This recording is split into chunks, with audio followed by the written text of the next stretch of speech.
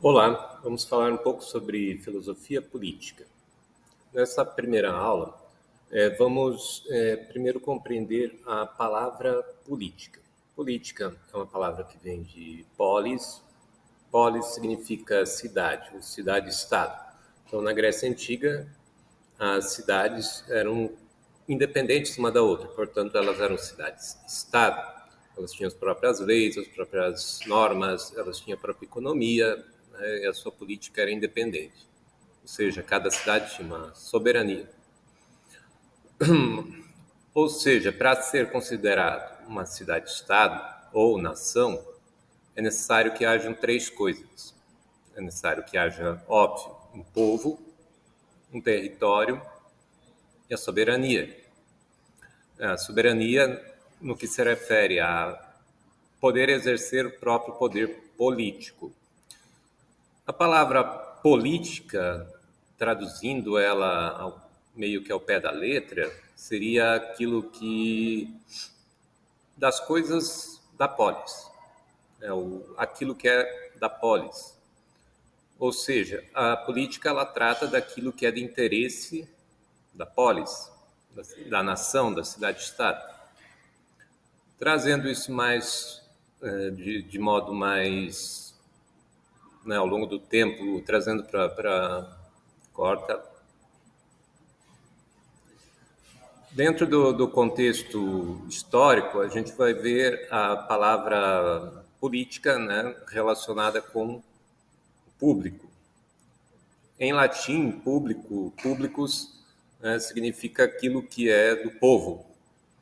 Ou seja, né, quando a gente fala em povo, a gente está falando de todas as pessoas que são cidadãs, isso é, que têm direitos políticos dentro de uma nação. A política, então, ela passa a cuidar da coisa pública, da res pública. A coisa pública, ela precisa ser regida, claro, né, por sistemas de governo.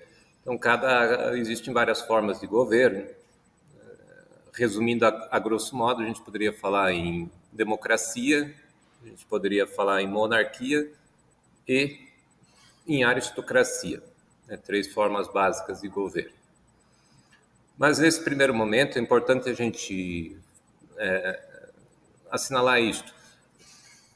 Quando a gente fala em política, há uma certa aversão por parte acho que de todos nós, com a política, principalmente a brasileira, onde a gente vê casos e casos de corrupção, do mau uso do dinheiro público, onde a gente vê problemas sociais, problemas na educação, né, problemas na saúde, enfim, que na nossa concepção deveriam ser melhores administrados para que a gente sanasse esses problemas.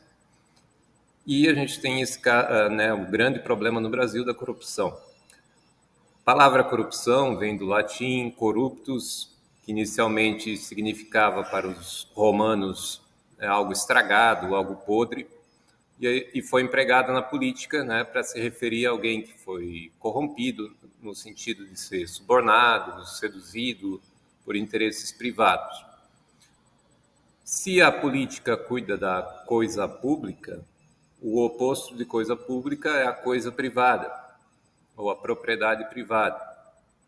Privado vem do latim privus, né, que significa exatamente isso, aquilo que é próprio, aquilo que é separado. Ou seja, a corrupção ela acontece toda vez em que eu troco o interesse público, quando me refiro à coisa pública, troco o interesse público pelo interesse privado. E isso não é apenas roubar o dinheiro ou desviar dinheiro ou recursos. A corrupção ela precisa ser vista como algo bem mais amplo antes de chegar a essa via de fato do roubo de dinheiro público. Então, a corrupção ela pode ser vista como desvios de funcionalidade, quando eu indico para cargos políticos pessoas que não têm qualidades para exercer aquele cargo, mas que são meus amigos políticos, então eu acabo os colocando em cargos importantes. Quando, ao invés da prioridade ao necessário, eu faço apenas algo pensando nas eleições, no caso da democracia. quando, enfim, crio leis ou favoreço leis que favoreçam meus amigos. Então, a gente vê as formas políticas corromperem, quer dizer, degenerarem, como Aristóteles dizia. Então, a democracia ela pode degenerar em demagogia, por exemplo. O que é a demagogia? É um sistema político que parece ser democrático, mas que, no fundo, mantém os poderes de certas pessoas, de certos grupos, mantém essas pessoas privilegiadas, enquanto que a grande parte da população não é. A monarquia, enquanto sistema, segundo Aristóteles também, é um sistema justo, mas que degenera em tirania. Então, o monarca justo, o rei justo, é aquele que governa para toda a população de forma racional, de forma equilibrada. E o tirano é aquele que governa em interesse próprio. Então, ele não se importa com o sofrimento da população, faz leis que pioram a vida da população ao invés de melhorar. E, por último, a aristocracia. A aristocracia é um sistema onde se escolhem pessoas que representam a população. Então, pessoas, claro, com alto gabarito, né? Aristo, em grego, significa os melhores, aristói. Então, a aristocracia é o governo dos melhores. Então, quando um governo aristocrata é aquele em que um grupo governa pensando no bem da população. São especialistas, técnicos, são gênios em suas áreas e governam para o bem de todos. Até a aristocracia ela pode degringolar, pode se corromper, se tornando uma oligarquia, onde o governo fica nas mãos de poucos e esses poucos têm privilégios privados, enquanto que o público não o tem. Então, basicamente, o grande problema da política é a corrupção, e a corrupção nada mais é do que desviar o interesse público das coisas públicas para o interesse privado. Muito bem. A gente tem, na política, um grande espectro ideológico, que a gente vai ver nas próximas aulas.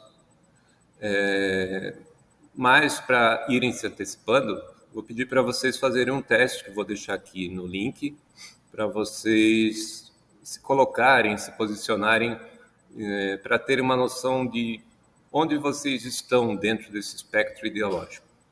Beleza? Até a próxima.